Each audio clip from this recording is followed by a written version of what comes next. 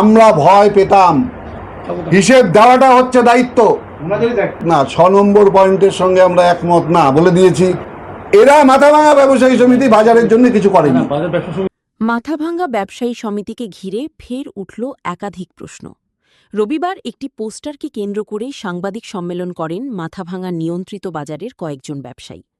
ব্যবসায়ীদের দাবি, পোস্টারে উত্থাপিত সব অভিযোগের সঙ্গে তারা একমত নন। বিশেষ করে সহ সম্পাদক গোপাল সাহা ও কোষাধ্যক্ষ বাবু দত্তের বিরুদ্ধে ওঠা কয়েকটি অভিযোগের পক্ষে তাদের কাছে কোনো প্রমাণ নেই বলেও তারা জানান।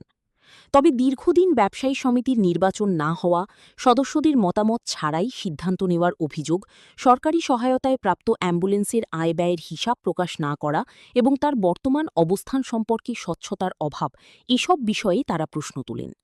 এছাড়াও মাথাভাঙা ফিশ মার্কেট প্রকল্পে প্রস্তাবিত আইস প্ল্যান্ট এখনও বাস্তবায়িত না হওয়ায় তৎকালীন দায়িত্বপ্রাপ্তদের জবাবদিহিও দাবি করেন ব্যবসায়ীরা। অন্যদিকে ব্যবসায়ী সমিতির সহ সম্পাদক গোপাল সাহার দাবি, সমিতির বহু প্রশাসনিক ও আর্থিক বিষয়ে তাঁকে অন্ধকারে রাখা হয়েছে, তাই এসব সিদ্ধান্তের দায় তিনি নেবেন না বলে জানান। উল্লেখ্য, এই অ্যাম্বুলেন্স প্রসঙ্গে এর আগেও মাথাভাঙা নিউজ পোর্টাল ব্যবসায়ী সমিতির পদাধিকারীদের সঙ্গে কথা বলেছিল। তখন তাদের পক্ষ থেকে জানানো হয়, দীর্ঘদিন লোকসানের কারণে অ্যাম্বুলেন্সটি লিজে দেওয়া হয়েছে, তবে লিজ সংক্রান্ত নথি ও আয় ব্যয়ের হিসাব প্রকাশ করা হয়নি। মাথাভাঙা নিউজ পোর্টালের নিজস্ব অনুসন্ধানে জানা গেছে, অ্যাম্বুলেন্সটি বর্তমানে শিকারপুরের বাসিন্দা ও অ্যাম্বুলেন্স চালক গণেশ বিশ্বাসের বাড়ি থেকে পরিচালিত হচ্ছে। যদিও এই বিষয়ে ব্যবসায়ী সমিতির পক্ষ থেকে এখনও পর্যন্ত কোনো আনুষ্ঠানিক লিখিত ব্যাখ্যা প্রকাশ করা হয়নি। অভিযোগগুলির সত্যতা সম্পর্কে সংশ্লিষ্ট কর্তৃপক্ষের আনুষ্ঠানিক বক্তব্য ও প্রয়োজনীয় নথি প্রকাশের অপেক্ষায় রয়েছে সাধারণ মানুষ। মাথাভাঙা নিউজ পোর্টালও বিষয়টির পরবর্তী আপডেট আপনাদের সামনে তুলে ধরবি। আমি বাজারে একজন আলু ব্যবসায়ী। এই পোস্টারটা পড়েছে, এই পোস্টারে যেই দাবিগুলো রেখেছে কোনো সাধারণ মানুষ বা যারাই পোস্টারটা লাগিয়েছে তাদের দাবিটার সাথে আমরা সমর্থন করছি। আমরা যারা বাজারে ব্যবসায়ী আছি, এই প্রশ্নগুলোর উত্তর মাথাভাঙা মহকুমা ব্যবসায়ীকে দিতে হবে।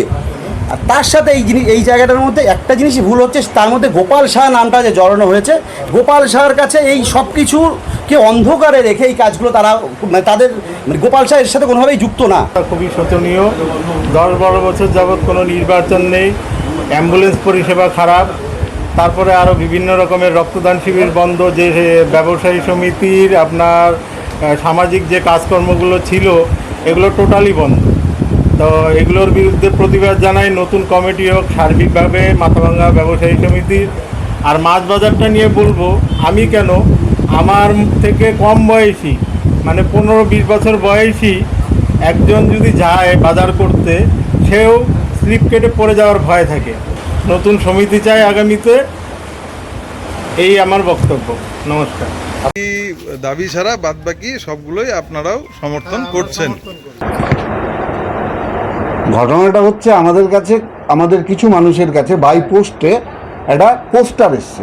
পোস্টারটা একটু বাদেই আপনাদের সামনে তুলে ধরা হবে। এই পোস্টারে কিছু প্রশ্ন করা আছে, সেই সমস্ত প্রশ্নকে আমরা সমর্থন করছি। 6 নম্বর যে লাইনটা আছে, যে অ্যাম্বুলেন্স সংক্রান্ত, অ্যাম্বুলেন্সে করে বিজনেস পারপাসে ব্যবহার করা হয়েছে বা ওখানে বিজনেসের সামগ্রী নিয়ে আসা হয়েছে, শুধু এই লাইনটা আমাদের কাছে কোনো প্রমাণ নেই এবং এই তথ্যটাকে কিন্তু আমরা গ্রহণ করতে পারছি না, যেহেতু আমাদের কাছে কোনো প্রমাণ নেই। মাথাভাঙা ব্যবসায়ী সমিতির যারা দায়িত্বে আছেন, মাথাভাঙা ব্যবসায়ী সমিতির সঞ্জীব পোদ্দার আছেন, অখিল পাল আছেন, বাবু দত্ত আছেন, তারা মাথাভাঙা ব্যবসায়ী সমিতির কোনো রকম সম্মেলন না করে তারা আছেন ওই হবুচন্দ্র রাজা গোবুচন্দ্র মন্ত্রীর মতো, নিজেদেরকে নিজেরা পুরস্কার দিচ্ছে আর নিজেদেরকে নিজেরাই বিভিন্ন কারণে প্রতিষ্ঠা করে রাখছে। আর এই ধরনের যখন কোনো ঝামেলা তৈরি হয়, যখন এরকম পোস্টার আসে, কিছু আসে, তারা কি করেন, মিটিং করা শুরু করেন যে এখন একটা মিটিং করে সম্মেলন করা হবে। এরকম পরিস্থিতি তৈরি হয়েছিল বিগত দিনে। আরেকজন ব্যবসায়ী আছে মাথাভাঙার ব্যবসায়ী আরেকজন আছে। সেই সময় মাথাভাঙার রাজনৈতিক দলের একজন মাস্টানকে নিয়ে এসে সমিতি দখল করবার চেষ্টা করেছিল। আমরা কিন্তু সেই চেষ্টাটাকেও কিন্তু আটকে দিয়েছি। সেটা মাথাভাঙা শহরেরই এই রাস্তাতেই আছে এবং আমাদের খুব ধারে কাছেরই মানুষ। সেই মানুষকেও আমরা জানি, শাহবাবু বলে বিখ্যাত। যাই হোক, ঠিক আছে। তো আমরা এই অনৈতিক কাজের পক্ষে না। মাথাভাঙা ব্যবসায়ী সমিতির কাছে আমাদের নিয়ন্ত্রিত বাজার ব্যবসায়ী সমিতির পক্ষ থেকে পরিষ্কার বার্তা, যে সমিতি জোর করে বসে আছে সেই সমিতির দ্বারা পরিচালিত কোনো অনুষ্ঠানে মাথাভাঙা নিয়ন্ত্রিত বাজার ব্যবসায়ী সমিতি অংশগ্রহণ করবে না। মাথাভাঙা বাজার ব্যবসায়ী সমিতির নিজস্ব ব্যানার আছে, সেই ব্যানারে আমরা অনেক মাস্তানি দেখেছি, রাজনৈতিক দলের সবাইকে দেখেছি, তাদের সঙ্গে লড়াই করে আমাদের এই সমিতি টিকেছিল। এই সমিতি আগামী দিনেও অরাজনৈতিকভাবে টিকে থাকবে। কিছু ব্যবসায়ী আছে যারা এই লোকগুলোকে দেখলে পরে মনে হয় ভগবান আসছে, তাকে কোথায় বসতে দিবে, কোথায় চা খাওয়াবে। আমাদের বক্তব্যটা খুব পরিষ্কার, অনৈতিক কাজের সঙ্গে মাথাভাঙা নিয়ন্ত্রিত বাজার ব্যবসায়ী সমিতি ছিল না, থাকবে না, আর সমর্থনও করবে না। এইটা আমাদের বক্তব্য।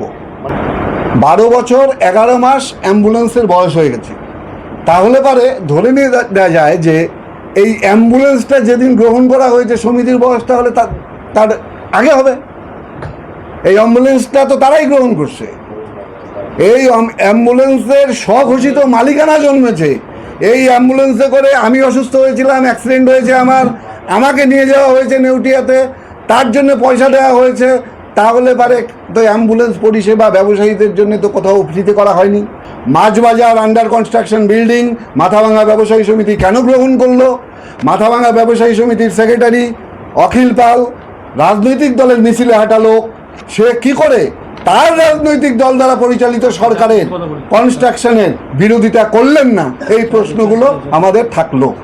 মাথাভাঙা ব্যবসায়ী সমিতি যদি তৈরি করতে হয় তাহলে সেটা নিঃস্বার্থ সমিতি হতে হবে, অরাজনৈতিক সমিতি হতে হবে। যে মানুষ এই কাজ পরিচালনা করবে তাদের দ্বারাই নির্বাচিত সমিতি হবে। বাজারের সমস্যা দাদা প্রচুর, এরা মাথাভাঙা ব্যবসায়ী সমিতি বাজারের জন্য কিছু করেনি। আমার পরিচয়, আমি গোপাল সরকার। আমি আপনাদেরকে একদম পরিষ্কার বক্তব্য দিচ্ছি, আমি মাথাভাঙা বাজার ব্যবসায়ী সমিতিতে নির্বাচনে 2য় স্থান অধিকার করা মানুষ। যখন আমি আমাদের শুধু সম্পাদক নির্বাচিত হয়েছিলেন, বাকি কমিটিটা আমরা একসঙ্গে বসে করবার কথা ছিল।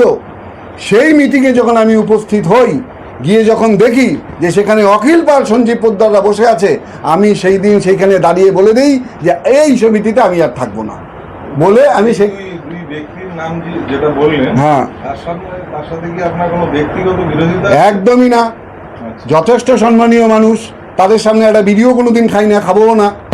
এবার যে পোস্টারের কথা উল্লেখ করলেন, এই পোস্টারটা মানে কি সূত্র থেকে এসছে এবং এইটা মানে এই বিষয়টা কি, এই যে আজকে যে কথাগুলো উঠেছে, আপনি যে কথাগুলো বললেন, সেটা আপনি ব্যবসায়ী সমিতির পক্ষ থেকে বললেন? মাথাভাঙা নিয়ন্ত্রিত বাজার ব্যবসায়ী সমিতির পক্ষ থেকে বললাম। আর এই যে প্রশ্নগুলো, সেই প্রশ্নগুলো কি আপনাদেরই একই প্রশ্ন? এই প্রশ্নগুলো সবগুলোর সঙ্গে কিন্তু আমরা একমত না। 6 নম্বর পয়েন্টের সঙ্গে আমরা একমত না। বলে দিয়েছি যে এই অ্যাম্বুলেন্সে করে ব্যবসায়িক সামগ্রী এসেছে, তার প্রমাণ আমরা দিতে পারবো না, ঠিক আছে, এটার সঙ্গে আমরা একমত না। আরেকটার সঙ্গে একমত না, গোপাল শাখার নাম ওখানে আছে, সেটাকে আমরা আপনাদের সামনে এই পোস্টার ছাপানো আছে, সেখানে আমরা 1 কোটি কেটে দেবো। প্রথমত হচ্ছে অ্যাম্বুলেন্স পরিষেবাটা পরিচালনা করছে যারা, সেই সমিতির নাম মাথাভাঙা ব্যবসায়ী সমিতি, মাথাভাঙা মহকুমা ব্যবসায়ী সমিতি। আমরা যে সমিতিতে এখানে বসে আছি এই সমিতির নাম মাথাভাঙা নিয়ন্ত্রিত বাজার ব্যবসায়ী সমিতি।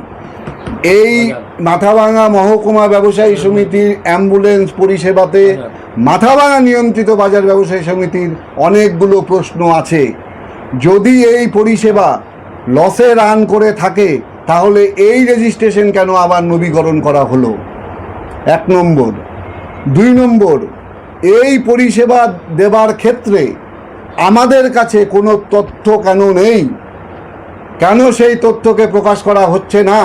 এবং আপনাদের জ্ঞাতার্থে জানাচ্ছি, লাস্ট যে সম্মেলনের মাধ্যমে মাথাভাঙা মহকুমা ব্যবসায়ী সমিতি নির্বাচিত হয়েছে, সেই মিটিংয়েও অ্যাম্বুলেন্সের কোনো হিসাব কিন্তু তারা দেখাতে পারেনি এবং কোনো হিসেব ছাড়া কমিটি তৈরি করা হয়েছে। ঠিক আছে, না না, হিসেব চাওয়ার বিষয় না, এগুলো কোন কথা বলেন? হিসেব চাওয়ার বিষয় না। আপনি ব্যবসা করবেন, হিসেব চাবো কেন?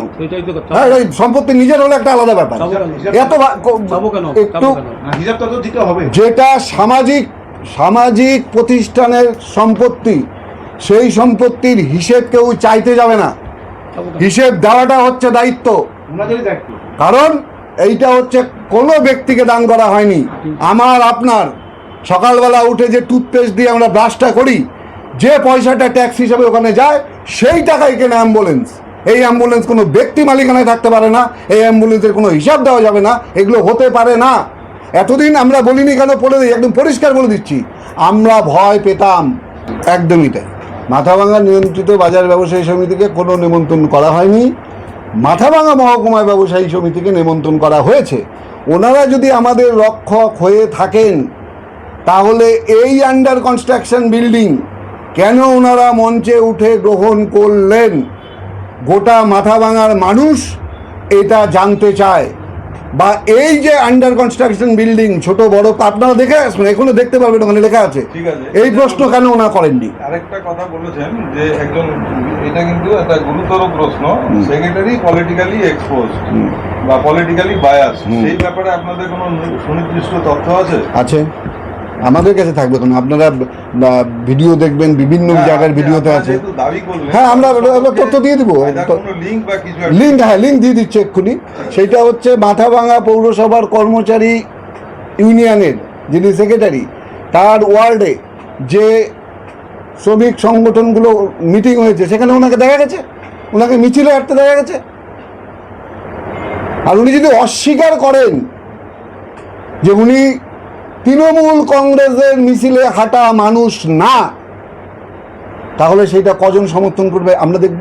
আমরা তো দাবি করছি যে উনি তৃণমূল কংগ্রেসের মিছিলে হাঁটা মানুষ, এবং বুথের যে মিটিংগুলো হয়েছে সেই মিটিংয়ে উনি উপস্থিত ছিলেন, সেটা আমরা ফেসবুকে বিভিন্ন সময় দেখেছি। মিটিংয়ে হাঁটা আর কোনো দলের মেম্বারশিপ কিন্তু আলাদা। হ্যাঁ, দুটো আলাদা জিনিস। যে একদম আপনি ঠিক কথা বলছেন, একদম ঠিক কথা বলছেন আপনি, যে মানুষের সত্তাই হচ্ছে রাজনৈতিক সত্তা, প্রত্যেকটা মানুষের মধ্যে আছে। আমি ব্যক্তিগতভাবে কোনো না কোনো রাজনৈতিক দলকে অবশ্যই সমর্থন করি, কিন্তু আমি যখন মহকুমা ব্যবসায়ী সমিতির মতো একটা সামাজিক প্রতিষ্ঠানের দায়িত্বে থাকব, সেই দিন থেকে প্রকাশ্যে আমার রাজনৈতিক চিন্তাধারাকে বিসর্জন দিতে হবে। তার কারণ এতগুলো মানুষের সেন্টিমেন্ট আমার সঙ্গে যুক্ত।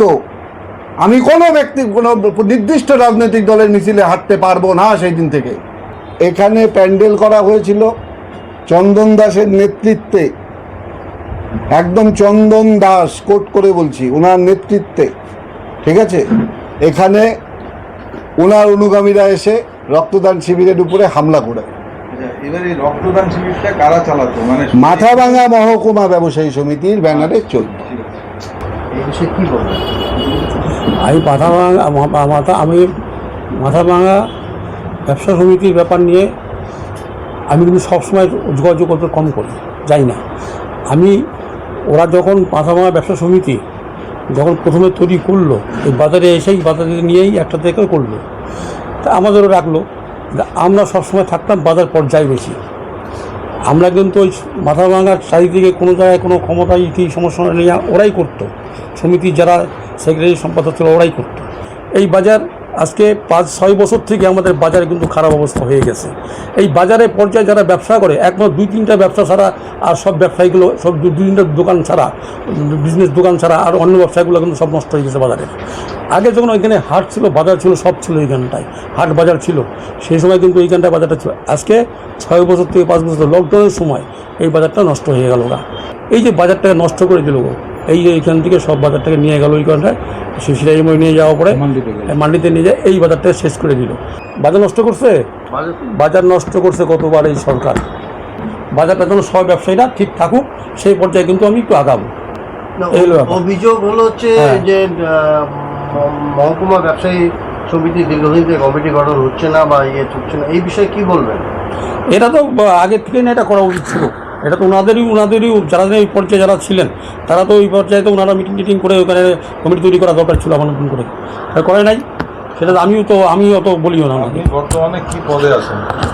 আমি মাথাভাঙা বাজারে আছি সেক্রেটারি হিসাবে, ওই ব্যবসায়ী সমিতিতে সহ সেক্রেটারি। তো সেইখানে তো আপনারও দায়িত্ব বর্তায়। না, আমার দায়িত্ব বলতে কি, আমাকে জোর করে বাজারে ওখানে করে রাখছে ওরা, আমি অত কিছু করি না। করে বললে তো ধরুন অ্যাম্বুলেন্স নিয়ে যে প্রশ্ন, খবরটা শেষ হয়ে গেছে, এটা একটা পাবলিক ব্যবসা মানি, নষ্ট হয়ে গেছে। হ্যাঁ public money and public fund যেটা দিয়ে অ্যাম্বুলেন্সটা দিয়েছে সেটা এই অ্যাম্বুলেন্সের ব্যাপারটা ওরা তো না করতেছে। বলছি আমি, ওটার যদি ইনঅ্যাপ্রোপ্রিয়েট ইউজ হয়ে থাকে তাহলে আপনি সেই সমিতির একজন সেক্রেটারি হিসেবে কিন্তু আপনি দায়িত্ব এড়াতে পারবেন না। আরও অনেকে আছে সেক্রেটারি, তো আমি একা যাই না, হোক। অনেকে আছে আরও। আমার নাম শুধু বুঝছি, আরও অনেক সেক্রেটারি আছে ওখানে, সহ সেক্রেটারি অনেকে আছে আরও, অন্য জায়গার থেকে আছে। ওই যে পশ্চিমপাড়া, তারপরে শনি মন্দিরের সাইডে অনেকে আছে ওই সেক্রেটারি। এই যে পোস্টারটি আপনারা পেয়েছেন বললেন ডাক মারফত, এই পোস্টারের দু একটি দাবি ছাড়া বাদবাকি সবগুলোই আপনারাও সমর্থন করছেন। মানে আপনারা হচ্ছেন বাজারের নিয়ন্ত্রিত বাজার সমিতির ব্যবসায়ী সমিতি, তার মানে এই প্রশ্নগুলো তাহলে আপনারাও রাখছেন মাথাভাঙা ব্যবসায়ী সমিতির কাছে। ঠিক আছে। মূলত কিন্তু এই দাবি, এটা গোপালের মুখ দিয়ে হোক বা যার মুখ দিয়ে হোক,